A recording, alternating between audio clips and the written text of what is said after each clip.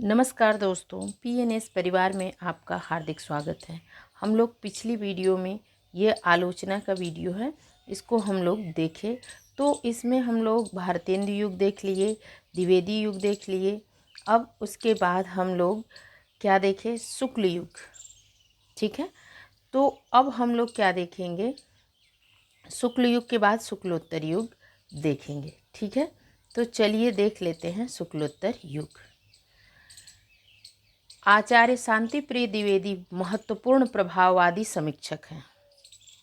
आचार्य शांतिप्रिय द्विवेदी जो हैं महत्वपूर्ण प्रभाववादी समीक्षक हैं। शांतिप्रिय द्विवेदी ने गांधी और रविंद्र की मानवतावादी दृष्टि को छायावाद की केंद्रीय चेतना माना है। शांतिप्रिय द्विवेदी ने गांधी और रविंद्र की मानवतावादी दृष्टि को छायावाद की केंद्रीय चेतना माना है। शांतिप्रिय द्विवेदी की समीक्षा कृति जो है आलोचनात्मक कृति है, उसको हम लोग याद कर लेते हैं। सामयिकी, हमारे साहित्य निर्माता, संचारिणी। ठीक है, अब आचार्य नंद दुलारे वाजपेयी को समन्वयशील, स्वच्छंदतावादी एवं सौष्ठववादी आलोचक माना जाता है। आपसे पूछ लिया जाएगा कि नंद दुलारे वाजपेयी ऑप्शन में दे देगा अलग अलग, तो किस तरह के आलोचक हैं? तो वो समन्वयशील भी हैं, स्वच्छंदतावादी भी हैं और सौष्ठववादी भी हैं। ठीक, तो एक बार और याद कर लीजिए आप लोग। आचार्य नंद दुलारे वाजपेयी को समन्वयशील, स्वच्छंदतावादी एवं सौष्ठववादी आलोचक माना जाता है। नंद दुलारे वाजपेयी ने सर्वप्रथम छायावाद को मानवीय और सांस्कृतिक प्रेरणा के रूप में व्याख्यायित किया है। नंद दुलारे वाजपेयी ने सर्वप्रथम छायावाद को क्या किया है? मानवीय और सांस्कृतिक प्रेरणा के रूप में व्याख्यायित किया है। अब हम लोग आगे देखते हैं कि नंद दुलारे वाजपेयी की जो कृति है उसको हम लोग देख लेते हैं। आचार्य नंद दुलारे वाजपेयी की आलोचनात्मक कृति आप लोग के लिए बहुत महत्वपूर्ण है, इसलिए आप लोग याद करिए। हिंदी साहित्य 20वीं शताब्दी 1942 ईस्वी, जयशंकर प्रसाद 1940, प्रेमचंद आधुनिक साहित्य 1950, महाकवि सूरदास 1952, महाकवि निराला 1965, नई कविता 1973, कवि सुमित्रानंदन पंत 1976, रस सिद्धांत 1977, साहित्य का आधुनिक युग 1978, आधुनिक साहित्य सृजन और समीक्षा, रीति और शैली 1979, नया साहित्य नए प्रश्न। एक बार नंद दुलारे वाजपेयी की आलोचनात्मक कृति जो है उसको हम लोग एक बार फिर से बोल के याद कर लेते हैं। हिंदी साहित्य 20वीं शताब्दी।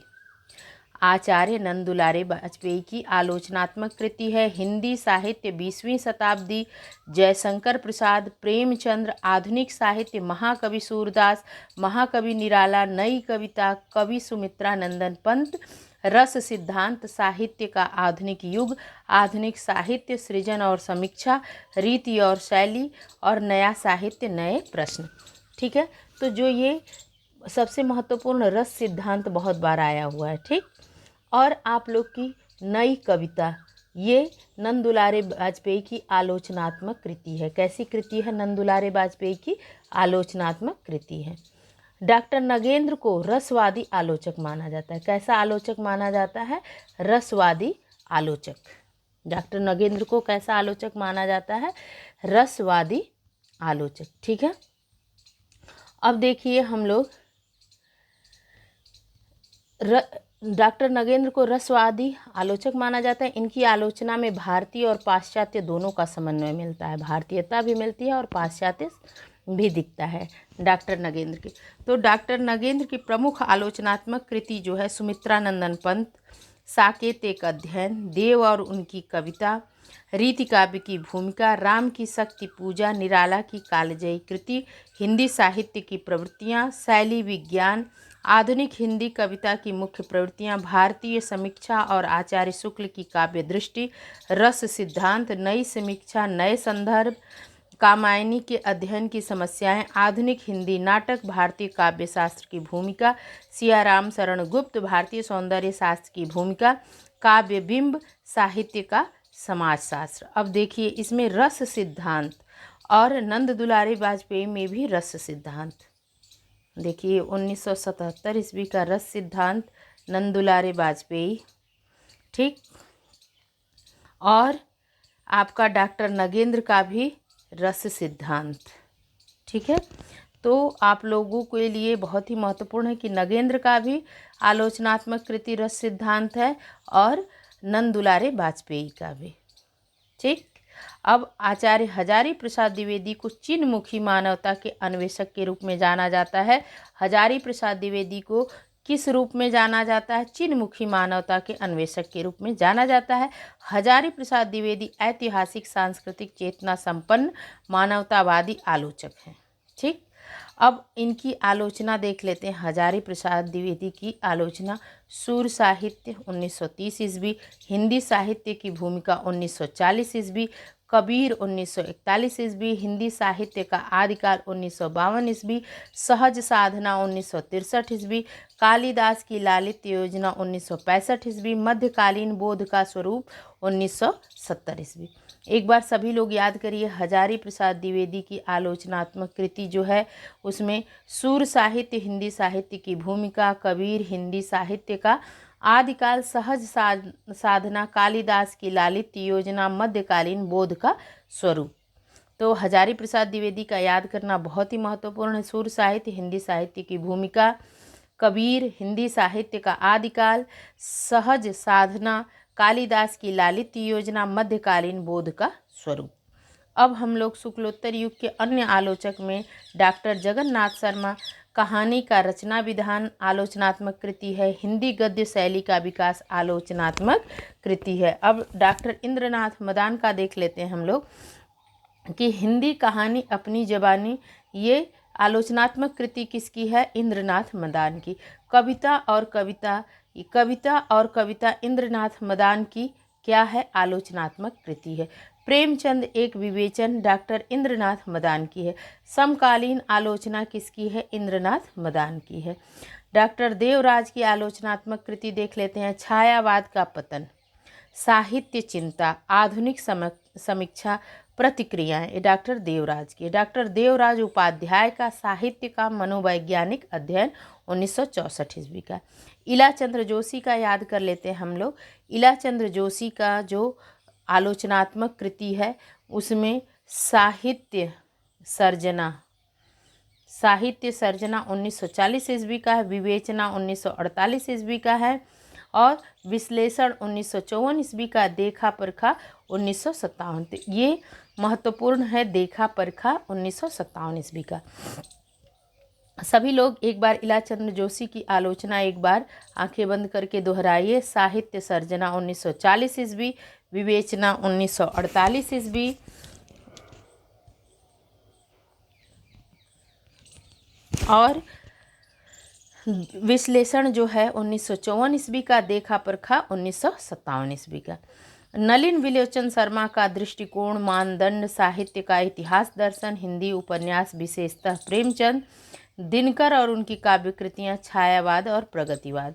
अब देखिए नलिन विलोचन शर्मा का छायावाद और प्रगतिवाद आया हुआ है पिछले एग्जाम में, तो एक बार नलिन विलोचन शर्मा की आलोचनात्मक कृति एक बार दोहराइए। दृष्टिकोण मानदंड, साहित्य का इतिहास दर्शन, हिंदी उपन्यास विशेषतः प्रेमचंद, दिनकर और उनकी काव्य कृतियाँ, छायावाद और प्रगतिवाद, ठीक है।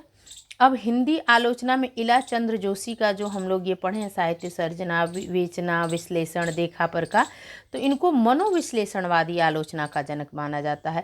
इलाचंद्र जोशी को किसका जनक माना जाता है? मनोविश्लेषणवादी आलोचना का जनक माना जाता है। अब शुक्लोत्तर युग की महत्वपूर्ण शास्त्रीय समीक्षा देख लेते हैं। डॉक्टर भगीरथ मिश्र का काव्य शास्त्र 1963 ईस्वी का है। काव्य मनीषा 1965 ईस्वी, डॉक्टर भगीरथ मिश्र के आलोचनात्मक या शास्त्रीय समीक्षा बोल लीजिए। पाश्चात्य काव्य शास्त्र शास्त्रीय समीक्षा किसकी है? डॉक्टर भगीरथ मिश्र की। राममूर्ति त्रिपाठी औचित्य दर्शन 1964 ईस्वी का। रस विमर्श 1965 ईस्वी। लक्षणा और उसका हिंदी काव्य में प्रसार 1966 ईस्वी का। राम मूर्ति त्रिपाठी का है काव्य तत्व विमर्श 1980 ईस्वी। भारतीय काव्य शास्त्र के नए क्षितिज 1985 ईस्वी भारतीय काव्य विमर्श। अब राम मूर्ति त्रिपाठी का ये महत्वपूर्ण है भारतीय काव्य विमर्श 2001 का है। कुमार विमल का सौंदर्य शास्त्र के तत्व 1967 ईस्वी का। लीलाधर गुप्त का पाश्चात्य साहित्यालोचन के सिद्धांत, ये आप लोग शास्त्रीय समीक्षा के रूप में याद करते चलिए। डॉक्टर देवराज उपाध्याय का रोमांटिक साहित्य शास्त्र 1951 ईस्वी। डॉक्टर केसरी नारायण शुक्ल का पाश्चात्य काव्य शास्त्र। डॉक्टर रविंद्र सहाय वर्मा पाश्चात्य साहित्यालोचन और हिंदी पर उसका प्रभाव।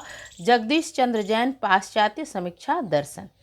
शंकर देव अवतरे काव्यांग प्रक्रिया 1977 ईस्वी का। भगीरथ दीक्षित अभिनव साहित्य चिंतन।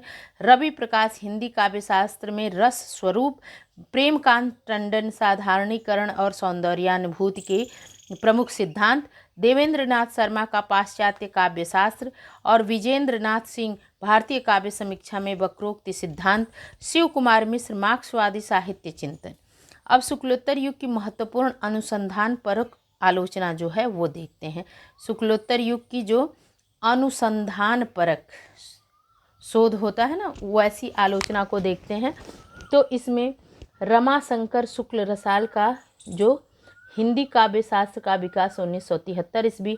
डॉक्टर बलदेव प्रसाद मिश्र का तुलसी दर्शन 1938 ईस्वी। माता प्रसाद गुप्त का तुलसीदास 1940 ईस्वी। डॉक्टर केसरी नारायण शुक्ल का आधुनिक काव्यधारा 1940 ईस्वी। डॉक्टर श्री कृष्णलाल आधुनिक हिंदी साहित्य का विकास 1941 ईस्वी। डॉक्टर जगन्नाथ प्रसाद शर्मा प्रसाद के नाटकों का शास्त्रीय अध्ययन 1943 ईस्वी। डॉक्टर दीनदयाल गुप्त अष्ट छाप और वल्लभ संप्रदाय 1944 ईस्वी। डॉक्टर ब्रजेश्वर वर्मा सूरदास 1945 ईस्वी। अब डॉक्टर लक्ष्मी सागर वार्ष्णेय का आप लोग याद कर लीजिए, क्योंकि ये आया हुआ है हिंदी साहित्य और उसकी सांस्कृतिक भूमिका और आधुनिक हिंदी साहित्य। हिंदी साहित्य और उसकी सांस्कृतिक भूमिका और आधुनिक हिंदी साहित्य। डॉक्टर लक्ष्मी सागर वार्ष्णेय। कमल किशोर गोयनका प्रेमचंद का जीवन, इनका आज कल में देहांत हो गया है। आप लोग देखिएगा कमल किशोर गोयनका, ठीक है। आज आपकी डेट है कि 2 अप्रैल है, ठीक, बुधवार। ये 5:26 है। तो आप लोग देखिएगा कमल किशोर गोयनका का शायद निधन हो गया है। प्रेमचंद का जीवन 1994 ईस्वी इनकी साहित्य ये आलोचनात्मक समीक्षा जो कह लीजिए पुस्तक है, ठीक। अब डॉक्टर भगीरथ मिश्र हिंदी काव्य शास्त्र का इतिहास 1947 ईस्वी। और डॉक्टर कामिल बुल के राम कथा उत्पत्ति और विकास 1949 ईस्वी। डॉक्टर हीरालाल दीक्षित जो आचार्य केशव 1950 ईस्वी। डॉक्टर भोला शंकर व्यास ध्वनि संप्रदाय और उसके सिद्धांत। डॉक्टर धर्मवीर भारती का ये भी महत्वपूर्ण है कि आलोचनात्मक कृति डॉक्टर धर्मवीर भारती का सिद्ध साहित्य 1953 ईस्वी। याद करिए डॉक्टर धर्मवीर भारती का सिद्ध साहित्य 1953 ईस्वी और डॉक्टर भोला शंकर व्यास का ध्वनि संप्रदाय और उसके सिद्धांत, ठीक है। डॉक्टर देवराज उपाध्याय आधुनिक हिंदी कथा साहित्य और मनोविज्ञान 1955 ईस्वी। डॉक्टर आनंद प्रकाश दीक्षित काव्य में रस 1956 ईस्वी। डॉक्टर विनय मोहन शर्मा हिंदी को मराठी संतों की देन 1956 ईस्वी। डॉक्टर शिव प्रसाद सिंह सूर पूर्व ब्रज भाषा काव्य और उदय भानु सिंह तुलसी दर्शन मीमांसा। डॉक्टर मनोहर काले आधुनिक हिंदी और मराठी काव्य शास्त्र का तुलनात्मक अध्ययन 1961 ईस्वी। विजय पाल सिंह केशव का आचार्यत्व 1964 ईस्वी। श्री राम शर्मा दक्षिणी हिंदी का साहित्य 1970। राममूर्ति त्रिपाठी हिंदी निर्गुण साहित्य में तांत्रिक दृष्टि का संचार 1972 ईस्वी। देखिए ये कामिल बुल्के का राम कथा उत्पत्ति और विकास 1949 ईस्वी महत्वपूर्ण है, ठीक। अब मार्क्सवादी या प्रगतिवादी आलोचना को हम लोग देख लेते हैं, ठीक है। हिंदी का प्रथम मार्क्सवादी आलोचक शिवदान सिंह चौहान को माना जाता है। शिवदान सिंह चौहान द्वारा लिखा भारत में प्रगतिशील साहित्य की आवश्यकता 1937 शीर्षक निबंध को प्रथम मार्क्सवादी समीक्षा स्वीकार किया जाता है। हिंदी के महत्वपूर्ण प्रगतिवादी मार्क्सवादी समीक्षक निम्नलिखित हैं। कौन कौन है? पहले प्रकाश चंद्र गुप्त को देखते हैं। नया हिंदी साहित्य 1941 ईस्वी।